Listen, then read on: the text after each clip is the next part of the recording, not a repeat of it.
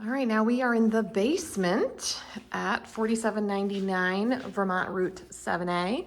These stairs come down from the kitchen.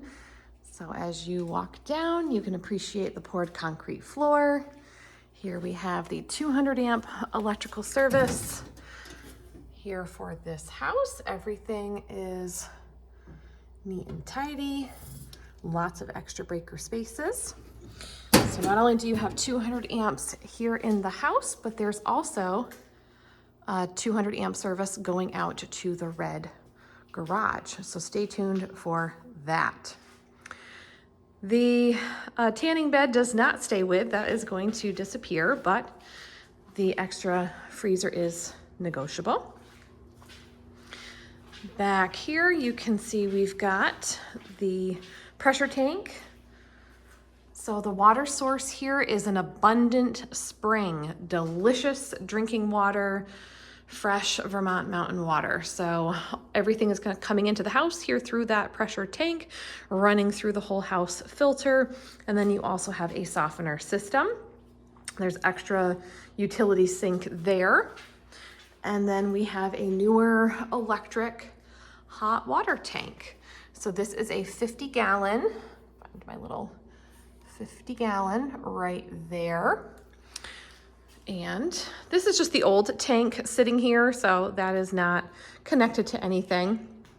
You can appreciate that we've got good ceiling height down here, a poured concrete floor. This room on the right is simply a storage room. There is a door, so if you want to close this off, you can shut that louvered door. But there is storage shelving in here. There's an oil tank. And then this is the storage room for all of the pool equipment. So you've got the stairs, some hoses, some chemicals, because we have an above ground pool. And this is all lined with cedar, so it keeps this room nice and fresh. All right, so on this half of the basement, you can see that we've got the septic lines here going out to the front yard on the opposite side from the spring, which was way over there on the back of the house. There is a Badaris boiler.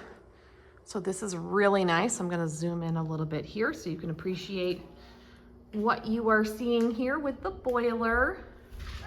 So there are two flues here coming off the back.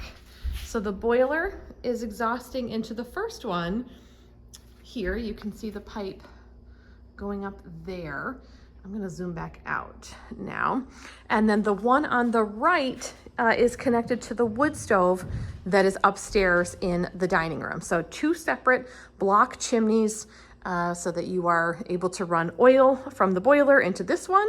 And then the wood, which we've got stored right here. So easy access to load in the wood because there's a large door here. You can stack the wood and then bring that upstairs as needed. All right, so then on this part of the house, you can see that this is where the house originally stopped. And when they did an addition, adding the primary bedroom, bathroom, and the office upstairs, all of this space got added. So there is radiant heat underneath the floor of these rooms here. And there's no access to the space underneath the timber framed family room, but that also has radiant heat. So when all three of those rooms were added, radiant heat was run out to them. So you now have this big double door. So both of these can swing open, and then we go directly outside underneath the deck. So I'm going to show you the pool.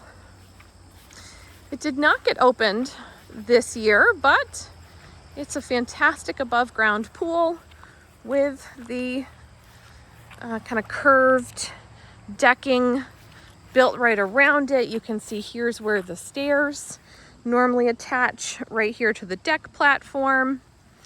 And then we also have this really cute gazebo space so you can just relax and enjoy nature out here.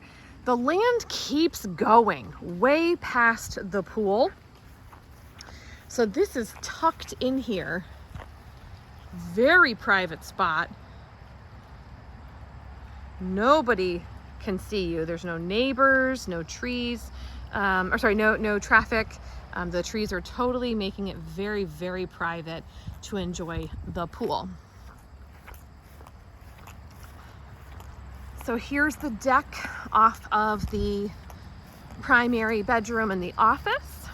There's that doorway I just came out from. So I just want to help you get your bearings here. And there's also a trellis overhead, which gives you some nice shade. There is a large front yard. We are set way back from Route 7A. You can see the traffic far, far away. This is a fantastic sledding hill. If you wanted to enjoy the Vermont winter time. I'm going to take you back here. There's a little trail that connects the front, which I'm going to call sort of around the house, to the outbuildings. So here's a peekaboo of the back of the house. The roof was just replaced a few years ago. There's mature landscaping everywhere. And I am just going to show you the garden, stamped concrete walkway. Here's that side porch. There's a little pond right there. Obviously there's some pods here because the seller is getting ready to move. So there's plenty of parking here. All right, we're gonna go on this little pathway.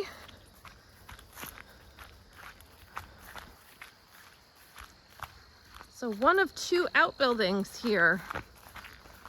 Just want to give you your bearings. So here's the barn, and we call this one the upper barn. And this is a paved driveway up here past the tree line.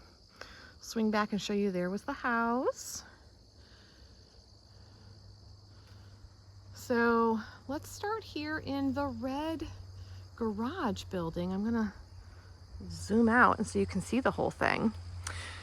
Let's take a look inside. You can see that there is a big door here that you could open up to be able to pull a car in, but I'm gonna walk through what they call the man door. And this amazing building could serve so many purposes. Obviously, it could just be a car park. You know, you maybe want to store an antique car or two. Perhaps you have a boat that you're building, or maybe it needs to be a workshop space. The owner, Karen, her husband, had an incredible woodworking wood shop in here. I actually milled the floors from my original house here in this garage. Back when Joe had all of his equipment, we actually bought all of our wood from him and then milled the floors right here. So this is a space that is near and dear to my heart.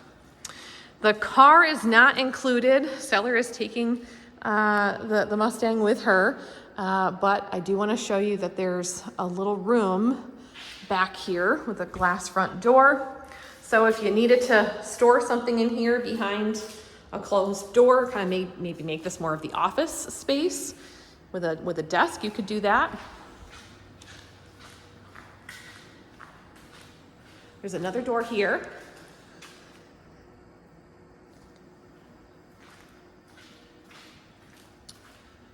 And hiding behind the car parts, we have a Yodel wood stove. Of course, this is an old stove. This is old piping. I don't know if you should run this or not, but we do have an opening in the ceiling so you could fully inspect this. In addition to the Yodel, there is also a propane heater here at the front of the building. It's not connected to the propane tank right now, so unfortunately we can't inspect it, but certainly this has worked in the past. And we have the other 200 amp service coming in right here. So this 200 amps, really nicely labeled. I'm gonna zoom in on that so you can see what is what. And you can see there's a couple breakers here for the upper barn. That's where I am heading next. There is a sub panel up there. Zoom back out. All right, so that's outbuilding number 1.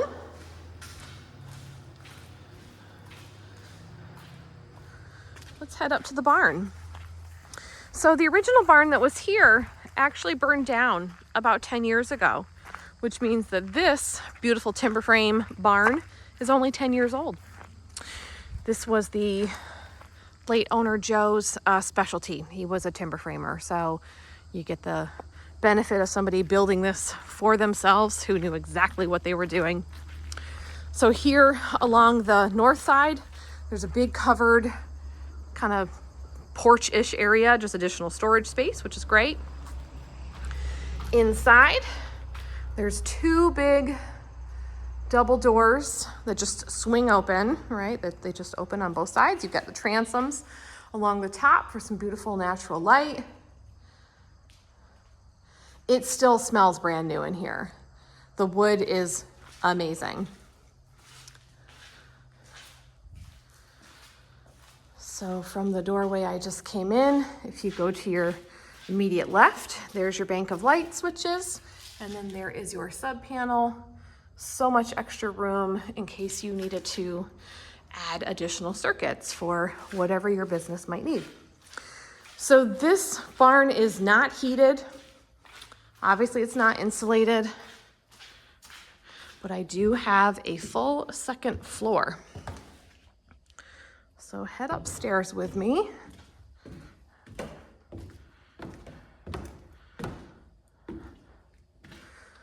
So there is a door that goes to the front, overlooking the driveway.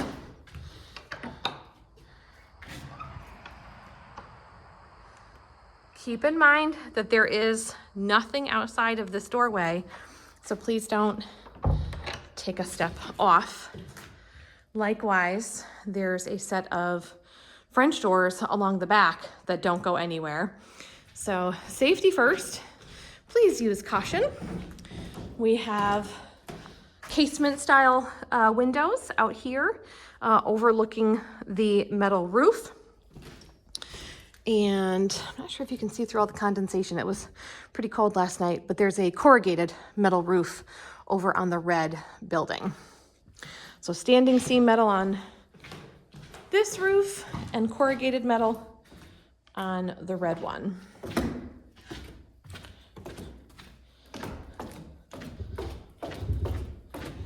Bear with me, I'm almost done.